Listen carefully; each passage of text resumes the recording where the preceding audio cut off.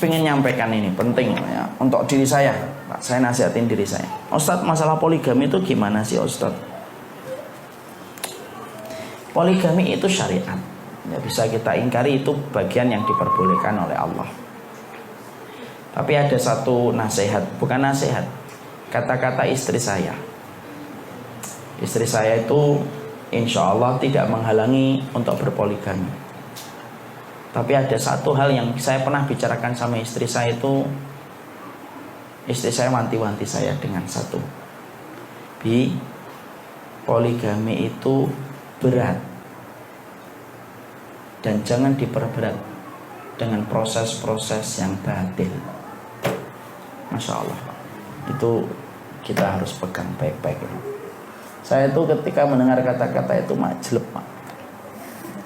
Banyak laki-laki yang mereka mengatasnamakan poligami tetapi melakukan perbuatan yang dibenci oleh Allah ketika prosesnya tidak betul. Wanita memahaminya itu selingkuh, laki-laki memahaminya itu proses poligami. Perempuan memahami itu adalah perselingkuhan yang dihalalkan dalam bentuk poligami.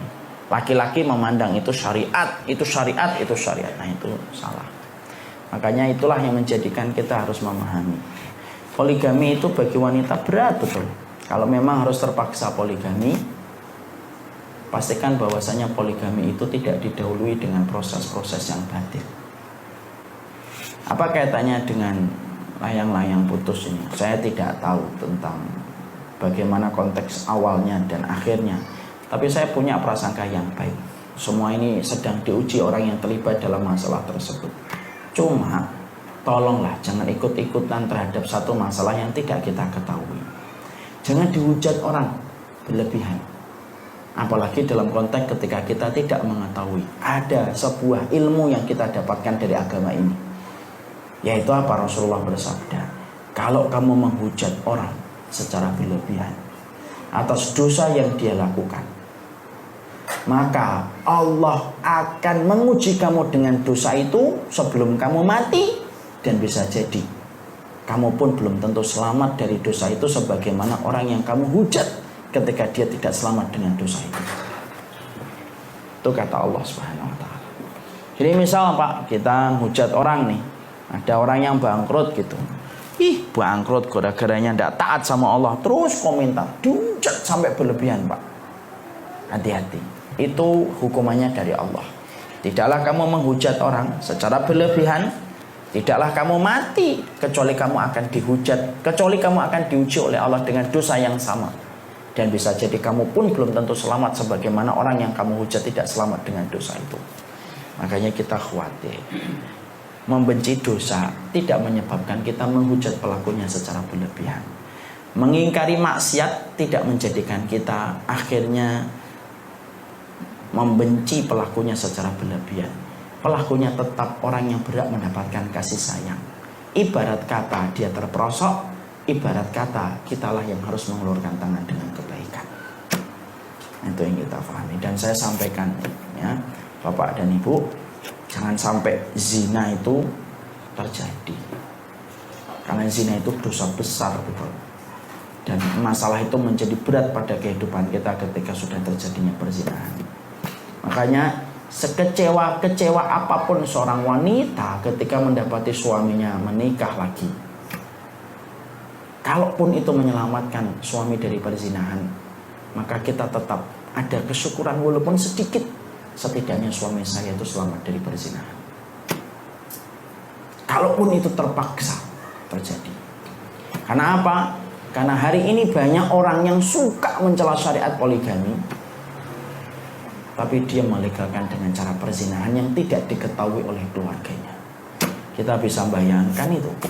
Zinanya laki-laki dengan seorang perempuan, pulang balik ketemu lagi dengan anaknya, ketemu lagi dengan istrinya, bercampur lagi dengan istrinya, padahal dia melakukan perzinahan. Padahal zina itu kata Imam Syafi'i,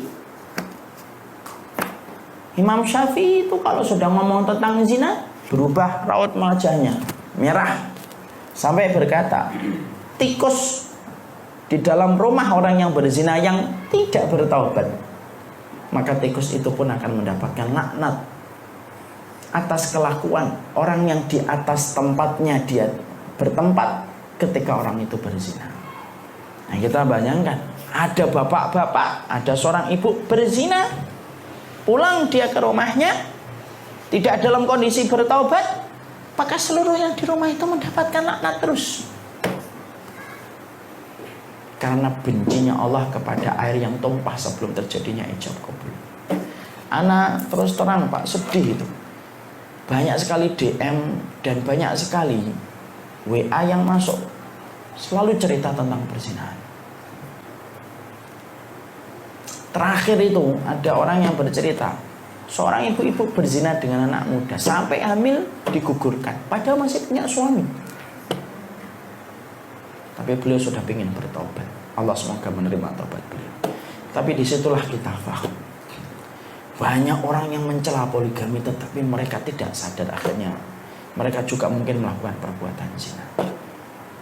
Dan itulah yang menjadikan kita harus memahami tentang masalah haramnya perzinahan di hadapan Allah Subhanahu wa taala. Zina itu utang.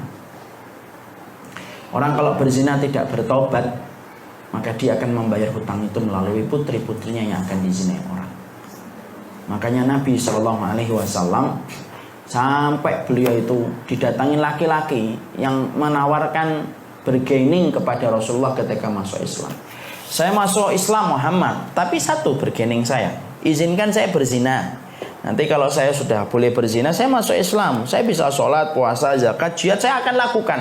Cuma saya ini orangnya itu berzina. Tidak ada perkara yang paling saya senangi di atas muka bumi ini kecuali zina. Rasulullah lembut betul. Nabi itu kan lembut Pak, tapi nohok setiap kata-katanya mendalam. Sini, kamu punya putri? Punya. Punya istri? Punya. Punya anak perempuan? Punya. Punya saudari perempuan? Punya. Gimana kalau mereka dizinai orang? Oh, saya penggal kepala mereka ya Rasulullah. Saya penggal kepala mereka ya Muhammad, karena belum masuk Islam. Saya penggal semuanya mereka kalau berani untuk mengganggu dan menodai anak saya, saudari perempuan saya dan lainnya.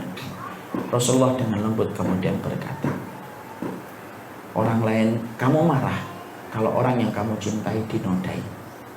Orang lain pun marah kalau anggota yang mereka cintai dari mereka kecil kamu nodai dan kamu tinggalkan dengan begitu saja. Orang itu langsung meluk Rasulullah, tegang tangan Nabi, langsung berkata, asyhadu an la ilaha illallah, asyhadu anna Muhammadar Rasulullah. Lalu keluar dan dia berkata, sebelum ketemu Rasulullah Muhammad, tidak ada perkara yang paling aku cintai kecuali zina. Tapi setelah ketemu Nabi Muhammad Rasulullah, tidak ada perkara yang paling menjijikkan dan akan aku perangi seumur hidup saya kecuali perzinahan. Zina itu besar Pak. Dan hari ini kita hidup pada waktu orang itu menghalalkan zina. Anak-anak itu mengatakan zina itu bagian dari tren dan lifestyle hidup. Dan itu mengerikan. Kita bisa bayangkan ya, anak perempuan kita kecil, cengar-cengar, nangis-nangis kita gendong. Berak kita bersihin Pak, kita tahan hidung kita ketika supaya kita tetap bisa mencuci bekas kotoran anak putri kita. Gede, mekar, diambil, dirusak sama orang, dikembalikan kepada kita dengan cara yang tidak semestinya. Anak kita balik setelah dizinai, apa enggak remuk hati orang tua? Remuk Pak. Itu luar biasa. Makanya sampai dulu orang-orang soleh itu berkata, kalau kami diperbolehkan dalam syariat untuk membunuh, orang yang kami bunuh adalah orang yang menzinai anak putri kami. Kami akan bunuh dan cincang-cincang laki-lakinya. Saking apa? Saking bencinya mereka kepada perilaku perzinahan. Allah a'lam bishawab. Nah, makanya disitulah kita akhirnya memahami kembali kepada poin yang kelima, tidak menceritakan. Ustaz, saya boleh cerita? Boleh. Kepada siapa? Orang yang kita harapkan solusinya. Ini begini-begini.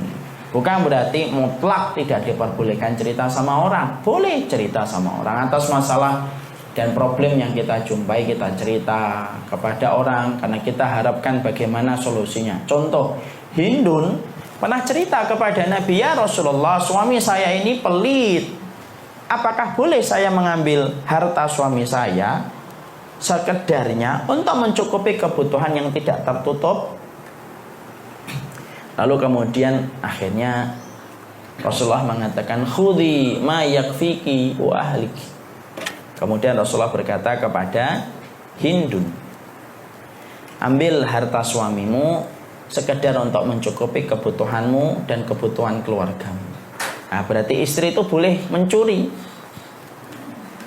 dompet suaminya.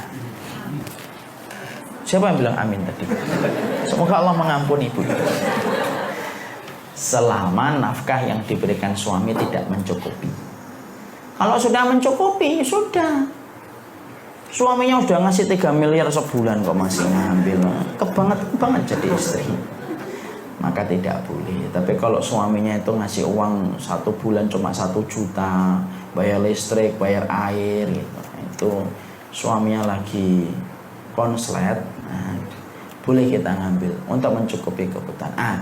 Di situ kita dapatkan Hindun bercerita kepada Rasulullah. Lu kok cerita? Katanya kebaikan menyembunyikan, kesulitan, masaib, amrod, sedekah.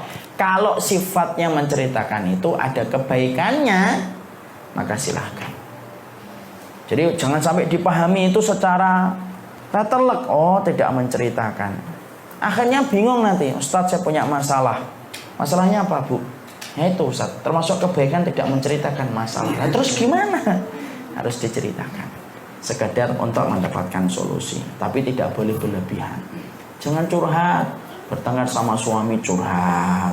Pasang WA story. Bertengkar sama teman, pasang WA story lagi. Nggak usah gitulah. Kita ini adalah kaum yang dibimbing dengan syariat. Kaum yang dibimbing dengan ilmu. Nulis apapun yang kiranya memberikan manfaat.